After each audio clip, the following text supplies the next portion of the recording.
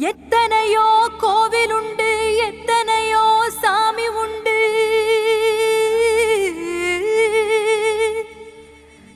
ஏன் ஜாமி நீருக்க கோவில் தேடி போனதில்லை. கையெடுத்து கும்பிட்டு நான் உன்கிட்டயே வேண்டிக்கிறேன். மெல்ல உயிர் பொழைச்சு வா அம்மா,